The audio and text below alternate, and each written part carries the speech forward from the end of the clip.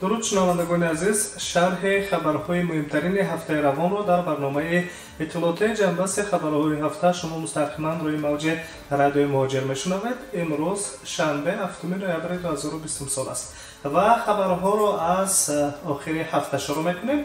دیروز معلوم گردید که در ماه نوامبر سال روان از روسیه به تاجیکستان 112 پرواز چارتری تشکیل کرده می شود. خبر داده بود وزارت کارهای خارجه جمهوری. قید کرده می شود که در دوره از 7 تا 30 نوامبر سال 2020 پرواز هواپیماها شهروندان تاجیکستان را به وطن انتقال می‌دهند و پروازهای چارتری در این ماه به نقشه گرفته شده را از شهرهای روسیه و تاجیکستان شرکت هواپیمایی وطنی سومونایر انجام می‌دهد. پروازهای چارتری صادراتی از مسکو، یکاترینبورگ، سنت پتربورگ، روفانا و سیبیرسک، سورگوت، کراسنویارسک، قازان، کراسنودار و ایرکوتسک طبق موافقه با مقامات روسیه انجام داده می‌شود. آمده است در خبرنامه. وزارت کارهای خارجه جمهوری همچنین خاطررسان می‌کند که هموطنانی که از این پروازهای چارتری استفاده نموده به تاجیکستان پرواز کرده‌اند باید با خود شهادتنامه موجود نمودن سرایت کرونا نوی کووید 19 را داشته باشند که نه دیرتر از 96 ساعت پیش از ورود به تاجیکستان داده شده باشد. در ادامه خبر پروازهای چارتری همچنین وزارت امور خارجه تاجیکستان از نقشه پروازهای چارتری در ماه نوامبر از تاجیکستان به بلاروس و قزاقستان خبر داد.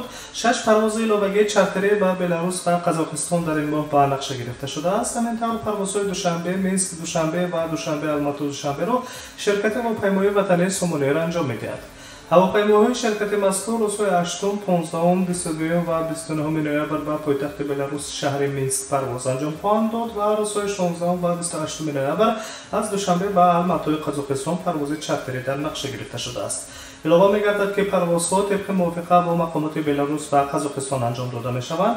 همچنین تاکید می‌گردد که با نظر داشته بعضی اپیدمیولوژی در جهان آمده هنگام وارد شدن به این کشورها باید مسافران چاره‌های ضروری امنیت سانیتاری و اپیدمیولوژی را رعایت کنند.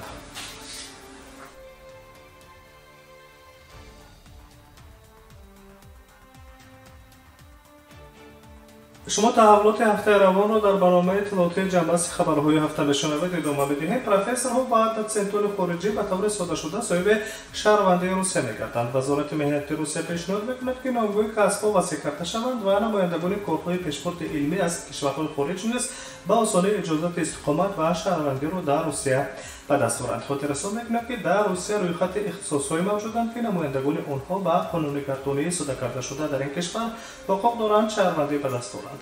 تا امروز به این روی خط 153 کسب داخل کرده شده است. اگر یک شهروند خارجی در روسیه زیاده از نیم سال از روی یکی از این اختصاص‌ها کار کرده باشد پس او به گرفتن صادر کرده شده اجازه برای استقامت به شهروندی در فدراسیون روسیه حقوق پیدا می‌کند.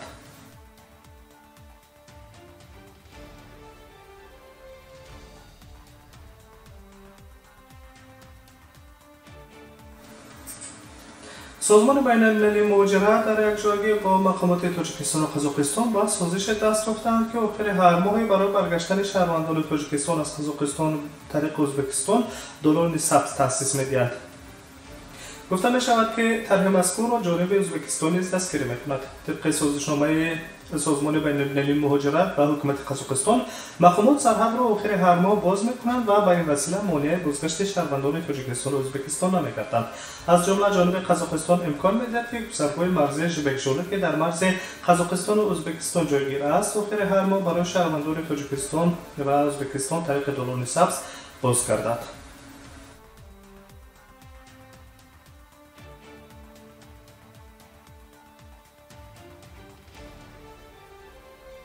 تحولات هفته روان را شما در برنامه اطلاعات جنبست خبرهای هفته مستقیما در روی موج رادیوی مهاجر میشنوید.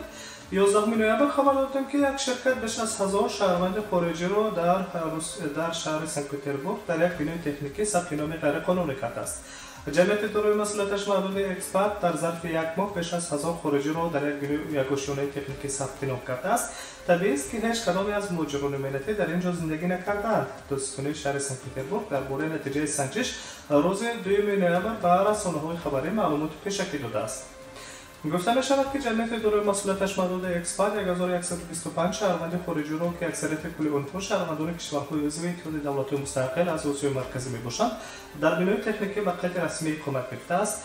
گذشته از این شرکت این کار را تنها از ماه سپتامبر تا اکتبر سال روان انجام داده است. در واقع پس از تفتیش مقامات حفظ حقوق معلوم گردیده است که از 1125 نفر مهاجر ثبت نام شده در این بنای تکنیکی بلنگونه هیچ کدام از آنها زندگی نکرده‌اند. از روی کردارهای صادر گردیده پروکراتور شهر سنت پترزبورگ طبق طلبات ماده 322 پریم 3 کدکس جنایت فدراسیون روسیه ثبت تقلبه شهروندی خارجی در جای بوده باش پرونده جنایتی آغاز نموده و تفتیش را ادامه داده ایستاده است.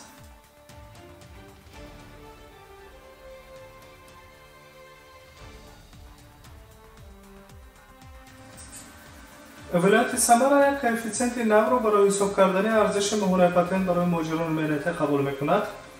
در ولایت سمر در این زمان مهره پولی پتنت 4090 روبل ارزش دارد. در سال 2021 اگر لایحه داخلدار از جانب وکیلان دومای ولایتی تصدیق کرده شود پس نرخ مهره پتنت برای شهروندان خارجی در سمر 4026 روبل ارزش خواهد داد. امسال بودجه متعهد شده از حساب فروش پتنت در این ولایت روسیه 446.4 میلیون روبل را در بر میگیرد. گفته بود یان تالباتسکی معاون وزیر مهنت شغل و سیاست مهاجرت ولایت سمر در آغاز این هفته.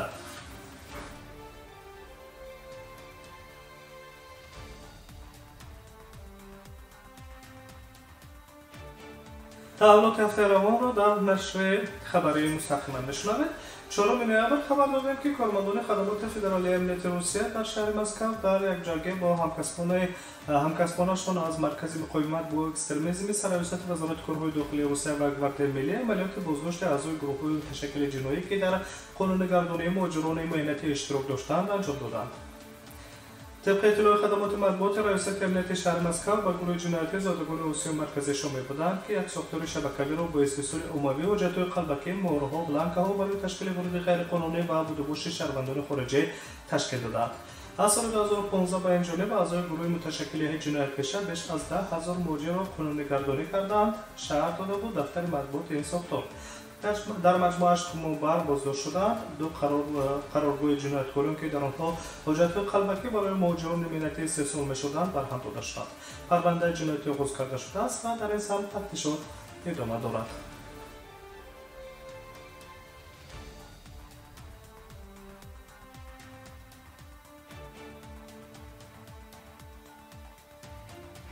شما جنبست خبرهای هفته را مستقیما در روی موج رادیو مهاجر میشنوید. کارمندان پستگاه گمرکی راه آهن سر آسیا واقع در ولایت سرخنده‌روی ازبکستان در قطار ترانزیتی در این هفته 172.5 کیلوگرم مواد مخدر را پیدا کردند. در این باره دفتر مطبوعات کمیته دولتی گمرکی ازبکستان خبر داده بود. گمرک ازبکستان قید می‌کند که در جریان نظارت پل خط گمرکی با کمک سکوی خدمتی معلوم شد که در پایان یکی از واگن‌های قطار انبارهای مخصوص با یاری و رقه‌های متلی مجهز شدند.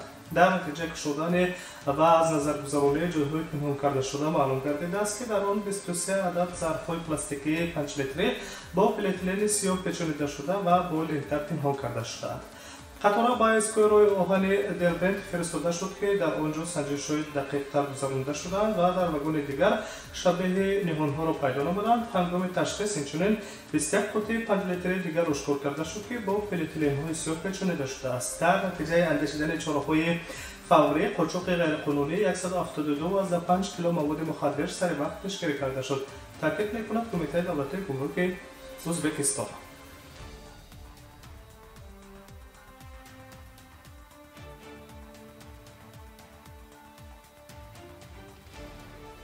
تحولات هفته روان را در نشر روایتی برنامه اطلاعاتی جنبست خبرهای هفته میشنوید. از ماه ینور در نقلیات جمعیتی ولایت مسکو پرداخت حق راهگیرا با کارت ترویکا به راه مانده می شود. جاری نمودن کارت یگانه نقلیاتی برای ولایت مسکو در مرحله گزارش آغاز خواهد شد. در حال حاضر نقلیات جمعیتی مسکو با پرداخت کارت استرلکا پرداخت کرده می شود و در این روند چند قبل سرگی سابیانین رئیس شهر مسکو و اندری وارابیوف گوبرناتور ولایت مسکو به موافقه رسیدند و سازشنامه مشترک به امضا رساندند. طبق دپارتمنت نقلیات ولایت مسکو در آخر این هفته خبر داد که از ماه ینور پرداخت آزمایشی نقلیات جمعیتی ولایت مسکو طریق کارت ترویکا راه اندازی می‌گردد.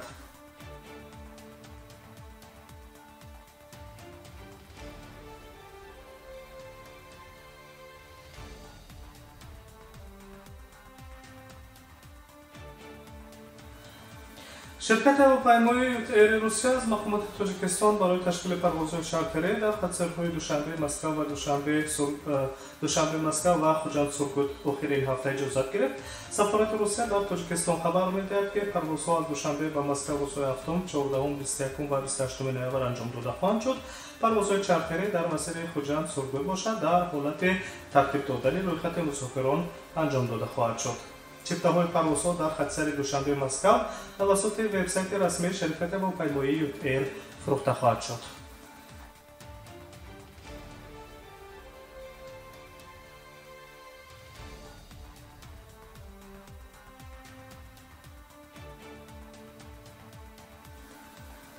وزارت کارهای داخلی روسیه خبر می‌دهد که در مقایسه با ماه سپتامبر سال گذشته در سال 2020 مهاجران ملتی در فدراسیون روسیه 22.5% کاهش یافتند. طبق امور وزارت کارهای داخلی بیش از 1,700,000 شهروند خارجی فعالیت مهنتی خود را از طریق پتنت و اجازتنامه کار به راه ماندند، اما یک سال پیش این رقم به 2.3 میلیون برابر بود.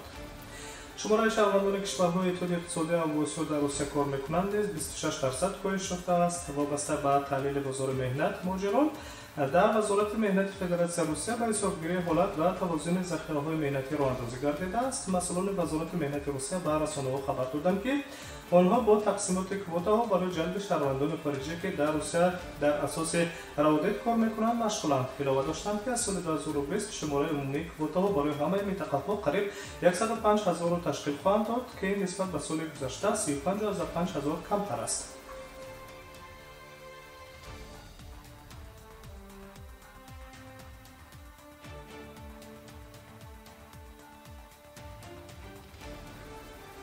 رئیست تفتیشات ناحیه چکالسکی شهر سنت پتربورگ ولایت سوردلوفسک تفتیش پرونده جنایتی نسبت شهروند 31 ساله یکی از جمهوری‌های آسیای مرکزی را در آخرین هفته به انجام رسانید. او را در صادر کردن جنایت مطابق قسم 1 ماده 105 کدکس جنایتی فدراسیون روسیه یعنی کشتار اقدام می‌کنند. طبق تفتیشات شب 28 فوریه سال 2020 اقدام شونده در کوچه شورسای شهر یکاترینبورگ در زمینه مناسبت‌های محرمانه داشته بر اثر احساسات رشک جوان دختر سال تولدش 2000 را با راهی باقی کردن به هلاکت رسانیده است. تفتیشات معاینه نموده است که مرد گمانبر بعد به هلاکت رسانیدن دخترش جسد او را در باغچه وسطای نقلیاتش جای نموده به قلمرو ناحیه بلارسک برده در آنجا جسد دختر را با برف و خاک می‌پوشاند. در نتیجه گذراندن مجموعه چاره‌بینی‌های تفتیشاتی فوری جستجویی این جنایت مخصوصاً وزنین آشکار کرده شد. 16 مارس سال 2020 گمانبر بازداشت شد که دادگاه با درخواست تفتیشات چاره پیشگیری کننده را در نامه حبس پیشکی با روزگیری دادستانی در نسبتش تطبیق نمودند. جسد دختر را باشد 20 مارس سال 2020 در جای پنهان کرده پیدا کردند. رئیس تفتیشاتی کمیته تفتیشات فدراسیون روسیه به شهر یکاترینبورگ ولایت سوردلوفسک خبر می‌دهد که مفتشان زمینه کافی دلیل‌ها را جمع آوردند که در رابطه با آن پرونده جنایتی با یک نامه تصدیق شده برای بررسی از روی موقعیت به دادگاه فرستاده شده است.